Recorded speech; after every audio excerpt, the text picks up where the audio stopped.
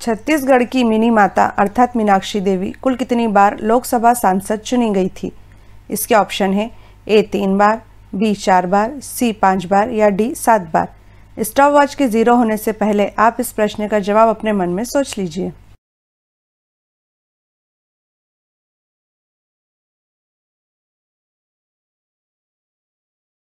इसका उत्तर है option C 5 बार। Mini माता उर्फ मीनाक्षी देवी छत्तीसगढ़ की प्रथम महिला सांसद थीं। वे 5 बार 1952, 1957, 1962, 1967 और 1971 में कांग्रेस पार्टी के टिकट पर सांसद चुनी गई थी। 1971 में उन्होंने जीवन का आखिरी चुनाव जांजगीर लोकसभा क्षेत्र से जीता था। मिनी माता ने संसद में अस्पृश्यता बिल को पास कराने में महत्वपूर्ण भूमिका निभाई थी। छत्तीसगढ़ विधानसभा भवन का नाम मिनी माता के नाम पर ही रखा गया है। यह भी याद रखें कि मिनी माता का जन्म 1913 में असम के नौगांव में हुआ था। उनका मूल नाम मीनाक्षी देवी था। मिनी माता का विवाह छत्तीसगढ़ के सतनामी पंथ के संत गुरु घासीदास के पुत्र गुरु अगम दास के संग हुआ था। 1972 में 11 अगस्त को भोपाल से दिल्ली जाते हुए विमान हादसे में उनका निधन हो गया था। पहली छत्तीसगढ़ी फिल्म कही देबे संदेश किस तारीख को रिलीज हुई थी? इसके ऑप्शन है ए 1 मई 1966 को, बी 5 जून 1967 को, सी 10 नवंबर 1968 को और डी 16 अप्रैल 1965 को।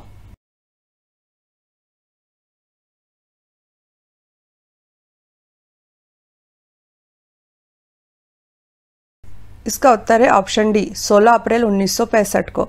कही देबे संदेश छत्तीसगढ़ी भाषा की पहली फिल्म है। यह फिल्म वर्ष 1965 में केवल 27 दिनों में बनकर तैयार हो गई थी। इस फिल्म को अनमोल चित्र मंदिर प्रोडक्शन के बैनर तले बनाया गया था। इस फिल्म के निर्माता तथा निर्देशक मनु नायक हैं। कही देबे संदेश फिल्म में मुख्य भूमिका कान मोहन तथा सुरेखा ने निभाई थी। इस फिल्म के संगीतकार मलय चक्रवर्ती हैं।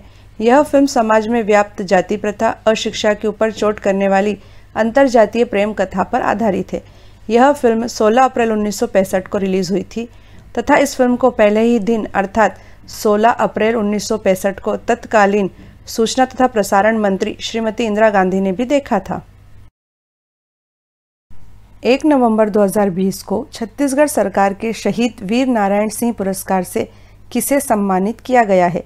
इसके ऑप्शन है ए बनवारी लाल उइके, बी रूपराय नेताम, सी गोवर्धन केरकेट्टा, डी वैजनाथ चंद्राकर।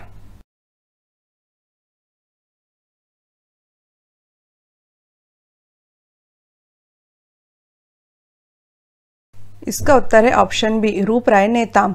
सरायटोला के श्री रूपराय नेताम को आदिवासी और पिछड़ा वर्ग उत्थान के लिए 1 नवंबर 2020 को छत्तीसगढ़ सरकार के शहीद वीर नारायण सिंह पुरस्कार 2020 से सम्मानित किया गया है। गौरतलब है कि वर्ष 2000 में इस पुरस्कार की शुरुआत की गई थी तथा पहला शहीद वीर नारायण सिंह पुरस्कार रामकृष्ण मिशन आश्रम नारायणपुर को दिया गया था। इस पुरस्कार के तहत 2 लाख रुपए की राशि प्रदान की जाती है। गौरतलब है कि वीर नारायण सिंह छत्तीसगढ़ के प्रथम स्वतंत्रता संग्राम सेनानी, एक सच्चे देशभक्त व गरीबों के मसीहा थे। 1857 के प्रथम स्वतंत्रता संग्राम के समय उन्होंने अंग्रेजों से लोहा लिया था। बाद में वे गिरफ्तार कर लिए गए थे तथा 10 दिसंबर 1858 को उन्हें रायपुर के जय स्तंभ चौक पर फांसी दे दी गई थी। इन्हीं के सम्मान में छत्तीसगढ़ सरकार ने यह शहीद वीर नारायण सिंह पुरस्कार शुरू किया है। छत्तीसगढ़ राज्य कृषि विपणन बोर्ड द्वारा हाल ही में जारी रिपोर्ट 2021 के अनुसार छत्तीसगढ़ में कुल कितनी कृषि उपज मंडियां कार्यरत हैं? इसके ऑप्शन है ए 69, बी 79, सी 29 या डी 98।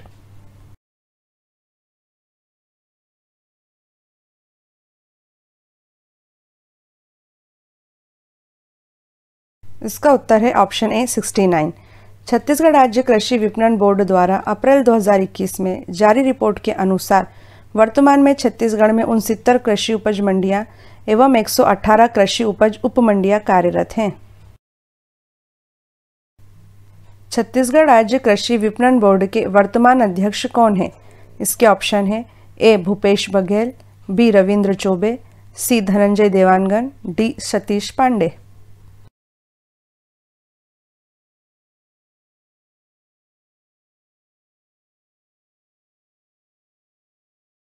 इसका उत्तर है ऑप्शन बी रविंद्र चौबे।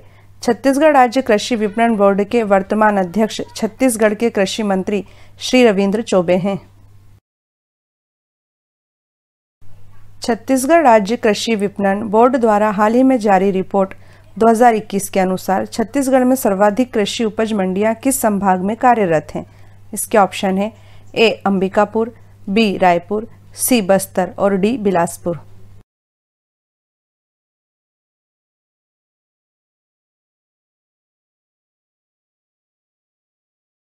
इसका उत्तर है ऑप्शन बी रायपुर।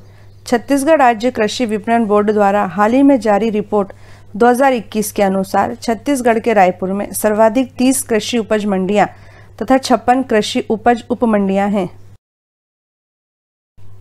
छत्तीसगढ़ की पहली काव्य रचना छत्तीसगढ़ी दान लीला के लेखक कौन है।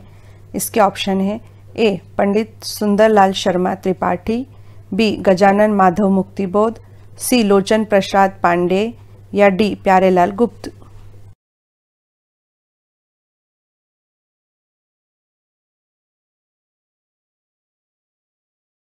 इसका उत्तर है ऑप्शन ए पंडित सुंदरलाल शर्मा त्रिपाठी।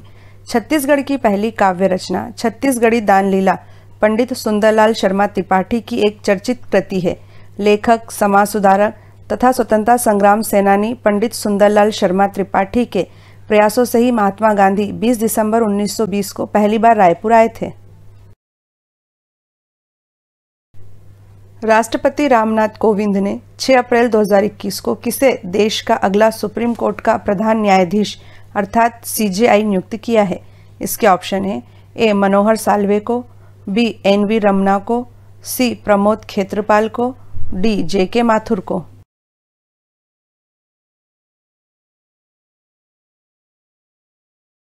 इसका उत्तर है ऑप्शन बी एन.वी. रमना को।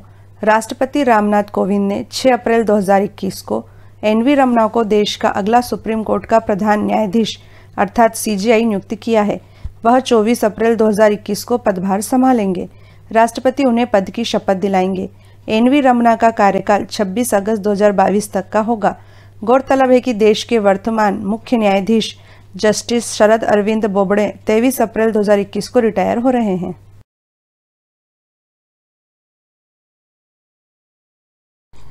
अब आप स्वयं अपना मूल्यांकन करें। यदि आपने सभी प्रश्नों के जवाब सही दिए हैं तो आप छत्तीसगढ़ मंडी निरीक्षक तथा उप निरीक्षक परीक्षा 2021 की तैयारी सही दिशा में कर रहे हैं। और यदि आपके प्रश्न गलत हुए हैं तो आपको बहुत ज़्यादा मेहनत की ज़रूरत है तथा आप प्लीज़ अपनी तैयारी कई गुना बढ़ा दीजिए।